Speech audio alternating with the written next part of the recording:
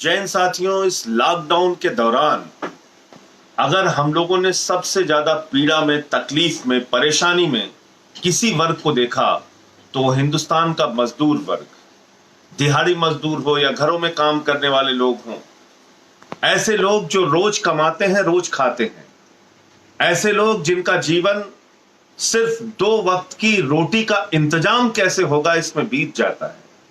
हमने देखा लोग अपने अपने घरों से निकल पड़े 1200 किलोमीटर की यात्रा पे, 1400 किलोमीटर की यात्रा पे।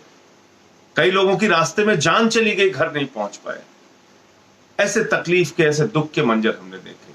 छोटे छोटे बच्चों को लोग लेकर निकल पड़े, लेकिन उनके साथ सरकारों का जो रवैया देखने को मिला वो बहुत तकलीफदेह है। हमने देखा जानवरों की तरह उनको बिठाल कर उनके ऊपर उनको सैनिटाइज करने का काम किया जा रहा है। दवा का छिड़काव हो रहा है जैसे वो कोई अछूत हो और आपके जिले में आ गए हों।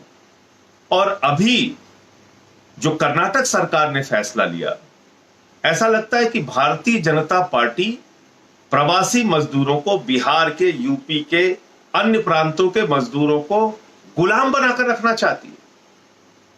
जो मीटिंग कर रहे हैं कर्नाटक के मुख्यमंत्री येदियुरप्पा जी, उसमें मजदूरों का कोई प्रतिनिधि नहीं शामिल हो रहा है, उनकी कोई राय शामिल नहीं की जा रही है, उनसे नहीं पूछा जा रहा है आप रुकना चाहते हैं, नहीं रुकना चाहते हैं।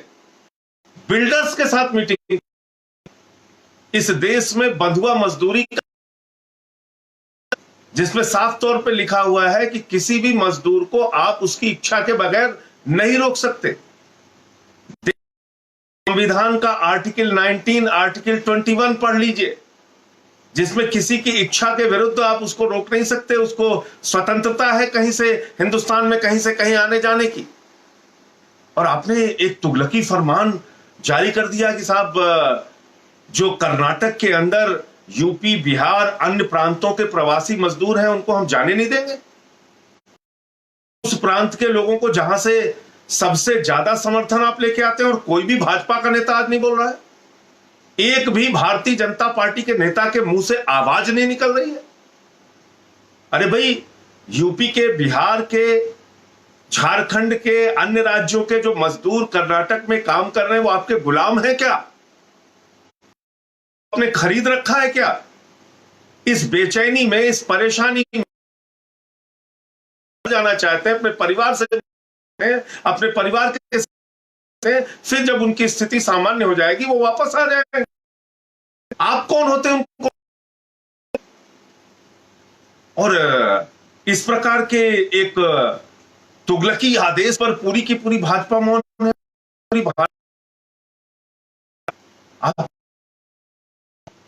आप किसके लिए काम करते हैं? आपने विदेशों में फंसे हुए लोगों को हिंदुस्तान बुलवाया, अच्छी बात है, सबने आपकी सराहना की। कोई भी व्यक्ति बाहर अगर फंसा है हिंदुस्तानी, उसको आना चाहिए। काम आपने किया, बहुत।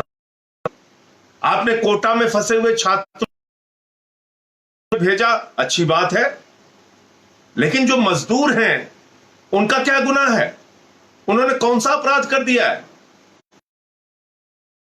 आना चाहते हैं और होम मिनिस्ट्री का आदेश भी आ चुका है, तो केंद्र की सरकार, गृह मंत्रालय आदेश दे रहा है कि साहब कोई भी अब जा सकता है, उसके लिए राज्यों की सहमति से ट्रेन चलाई जाए। और कर्नाटक की सरकार कह रही है नहीं साहब, हम तो गुलाम बना के रखेंगे, हम जाने ही नहीं देंगे।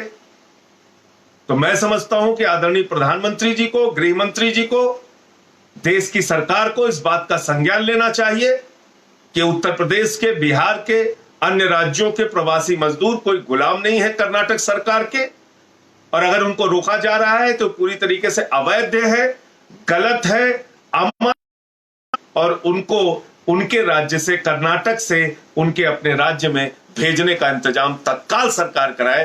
अन्यथा यह समझा जाएगा कि सिर्फ वोट लेने के वक्त, चुनाव जीतने के लिए यूपी, बिहार और दूसरे प्रांतों के लोग याद आते हैं।